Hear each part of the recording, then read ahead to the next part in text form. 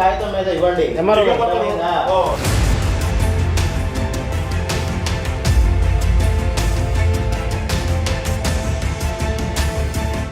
అందరికీ నమస్కారం అండి. ఇక్కడ మనం నూజెండ్ల మండలం తహసీల్దార్ ఆఫీస్ ముందు ఉన్నాం. మీ పక్కన ఉన్నది నూజెండ్ల మండలం ఐనవోలు గ్రామానికి సంబంధించిన రైతులు. వీళ్ళు ఆన్లైన్లో చెక్ చేసుకుంటే వీళ్ళ పొలం వేరే వాళ్ళ పేరు వెళ్ళిపోయింది అని చెప్పి వీళ్ళు ఆరోపిస్తున్నారు. భూమి మీద వీళ్ళే ఉన్నారు, ఎప్పటి నుంచో పొలం వీళ్ళే సాగు చేసుకుంటున్నారు. కానీ మొన్న ఈ మధ్య ఆన్లైన్లో చెక్ చేసుకుంటే పొలం వీళ్ళ పేరు మీద లేదు, వీళ్ళ పేరు నుంచి వేరే పేరు మీదకి వెళ్ళిపోయి అంతిమంగా పొలం వీళ్ళ పేరు మీద లేదు.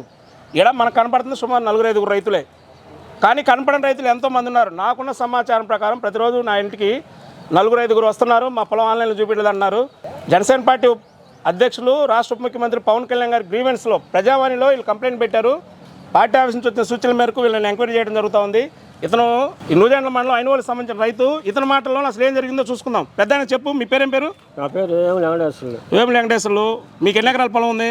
నాకు 3 ఎకరాల 97 సెంట్లు ఉంది. 3 ఎకరాల 97 సెంట్లు. ఇప్పుడు ఎంత పొలం నీ పొలం నీ దగ్గర లేకుండా వేరే వాళ్ళ పేరు మీద పోయింది? అదే 3 ఎకరాల 97 సెంట్లు పోయింది. నా పేరు మీద లేకుండా పక్క. ఎప్పుడు చూసావు నువ్వు? నీకు ఎట్ట తెలుసు నీ పొలం మీద నీ లైన్ పేరు మీద లేదని? నా పేరు మీద నేను ఈనాడు అంతా నెల అయింది చూసుకొని. ఇది వెళ్ళిపోయింది. మా పిల్లకి రిజిస్టర్ చేద్దామని నేను తాలూకా ఆఫీస్ పోయినా. నేను ఆడ ఈసీ ఇస్తే నా పేరు రావటంలా. కల్లూరు సత్యవతి పేరు వస్తుంది. వాళ్ళ పేరు మీద నీ సర్వే నెంబర్ మీద కల్లూరు సత్యవతి అనే పేరు వస్తుంది. ఆమెకి నీకు ఏ సంబంధం లేదు, పొలం నువ్వే అనుభవిస్తున్నావు, నీ దగ్గర పొలం నేనే అనుభవిస్తున్నా. కానీ ఆమె పేరు వస్తుంది. నా కూతురికి ఇప్పుడు రిజిస్టర్ చేయడానికి ఈసీ ఇస్తే నా పేరు మీద ఈసీ రావటంలా. పెద్దానికి చెప్పడం చేత కావట్లేదు. అనేది ఏంటంటే ఎంత ఇచ్చా పొలం కూతురికి? 6 ఎకరం ఇచ్చిన. 6 ఎకరం కట్నం కింద కూతురికి ఇచ్చాడు. వాళ్ళు పంట చేసుకుంటున్నారు. ఇప్పుడు చూస్తే పొలం కూతురు పేరు మీద ఇచ్చింది వేరే వాళ్ళు పోయింది. ఇప్పుడు ఇక్కడ భూబకాసులు చేసిన ఈ పాపం వల్ల ఇప్పుడు కూతురు కాపురం పోయే పరిస్థితి వచ్చింది. అందరికీ మీ అందరికీ ఒకటే విజ్ఞప్తి చేస్తున్నా. ఇది ఒక ఐనవోలే కాదు, నాకు తెలిసి సమాచారం ప్రకారం, నా దగ్గర రైతులు వస్తున్న సమాచారం ప్రకారం ఐనవోలు చెరుకుంపాలెం కాకుండా నూజెండ్ల మండలం మొత్తం మీద కూడా ఈ భూ స్కామ్ జరుగుతుందనేది వాళ్ళ ఆరోపణ.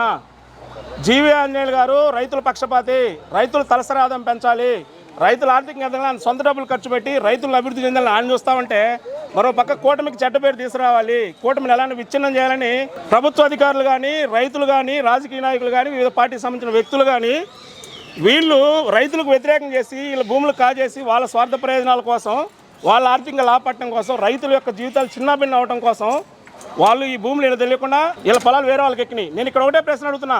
ఒకవేళ రైతులు వేరే వాళ్ళ పొలం అమ్ముంటే వీళ్ళ పేరు నుంచి వాళ్ళ పేరు మీదకి వెళ్తే మరి పొలంలో ఆ రైతులు ఉన్నారు, వీళ్ళే ఎందుకు ఉన్నారు అంటే వీళ్ళు అనుభవిస్తున్న భూమి మీదే అనుభవిస్తుంది వీరే, భూమి మీద ఉంది వీళ్ళే, కానీ పేరు మాత్రం వేరే వాళ్ళు చూపిస్తుంది. అంటే వీళ్ళ తెలియకుండా మూడో మనిషి వాడి స్వార్థ ప్రయోజనాల కోసం కేవలం కూటమిని విచ్ఛిన్నం చేయాలి. జీవీ ఆంజనేయులు గారికి చెడ్డ పేరు తీసుకురావాలి. ఎందుకంటే ఆయన రాష్ట్ర ప్రభుత్వం చీఫ్ ఉన్నాడు కాబట్టి ఆ నియోజకవర్గంలో భూదంతా జరుగుతుంటే ఆయన ఏం చేయట్లేదని ఒక నింద క్రియేట్ చేయడం కోసం ఇదంతా చేస్తున్నారు.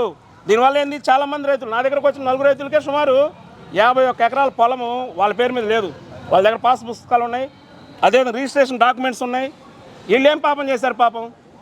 అందుకని నేను ఒకటే విజ్ఞప్తి చేస్తా ఉన్నా. దీన్ని ఖచ్చితంగా ఎంఆర్ఓ గారు దృష్టిలో పెట్టావు. ఎంఆర్ఓ గారు ఏమంటే ఒక అర్జీ అన్నారు, చట్టపరమైన చర్యలు తీసుకుంటానన్నారు. వీళ్ళనే మాట ఏంటంటే ఒక పొలము, నేను ఎంఆర్ఓ గారిని కూడా అడిగా, ఒక పొలం ఒకళ్ళ పేరు మీద ఉన్న పొలం వాళ్ళ పేరు మీదకి వెళ్ళాలంటే అది వీఆర్ఓనే చేయాలంట, ఎంఆర్ఓనే చేయాలంట వాళ్ళు చెప్తున్నారు. మరి వీఆర్ఓకి ఎంఆర్ఓ తెలియకుండా వీళ్ళ పేరు మీద ఉన్న పొలం వేరే వాళ్ళ పేరు మీదకి ఎలా వచ్చిందనేది వాళ్ళ ప్రశ్న. దీన్ని ఎంఆర్ఓ గారు చెప్పినప్పుడు మీరు అర్జీ ఇవ్వండి, రాతపూర్వకంగా లిఖితపూర్వక రాసి ఇవ్వండి, నేను ఖచ్చితంగా చర్య తీసుకుంటా అన్నారు. రైతుల తరఫున మేము ఖచ్చితంగా పోరాటం చేస్తాం, జీవీ ఆంజనేయులు గారి దృష్టిలో పెడతాం. ఎవడైతే భూమిని ఆక్రమించాడో అంగుళం కూడా వాళ్ళ నోటి నుంచి కక్కించి రైతులకు న్యాయం చేసేదాకా మా పోరాటం ఉంటుంది. రైతులకు అండగా నిలబడుతుంది కూటమిని విచ్ఛిన్నం చేయాలంటే ఎవడి వల్ల కాదు. జీవీ ఆంజనేయులు గారి ద్వారా ఖచ్చితంగా ఎవడైతే రైతులు నష్టపోయారో వాళ్ళు పిలిపిస్తాను, ఎవరైతే దీనికి ప్రత్యక్షంగా పరోక్షంగా కారణం ఈ భూముల్ని ఆక్రమించి కాజేశారో వాళ్ళందరూ వారి మీద చట్టపరంగా ఖచ్చితంగా చర్యలు తీసుకుంటాం. మాది ఐనవోలు వేముల జనకోటేశ్వరరావు. మాది ఆన్లైన్ ఎక్కియమంటే ప్రభుత్వ భూములు ఎక్కిస్తున్నారు, కానీ మా సొంత భూములు 3 సార్లు వచ్చిపోతున్నాం. తిరుగుతున్నా కూడా వాళ్ళు పట్టించుకోవటంలా. ఎన్ని రోజులు తిరుగుతున్నాం? మేము కాగితాలు 2-3 సార్లు ఈవో గారికి ఇచ్చినాం. ఇస్తే సుమారు ఎన్ని రోజులు అయింది అంటున్నాం? ఓ 2-3 నెలల నుంచి 2-3 నెలలు తిరుగుతున్నా కూడా ఆన్లైన్ ఎక్కిట్లా. అసలు ఎక్కిట్లా కానీ దాంట్లో పడుతుంది దీంట్లో పడుతుంది అని చూస్తున్నారు. దేంట్లో పడదంట? అది దేంట్లో పడదని శాఖల్లో అది పడతా అంటున్నారు ఈడీలో. మీ వీఆర్ ఎవరు? వీఆర్ఓగా చేయాల్సింది ఎవరు? మీ వీఆర్ ఎవరు? జేరే ఏరియా.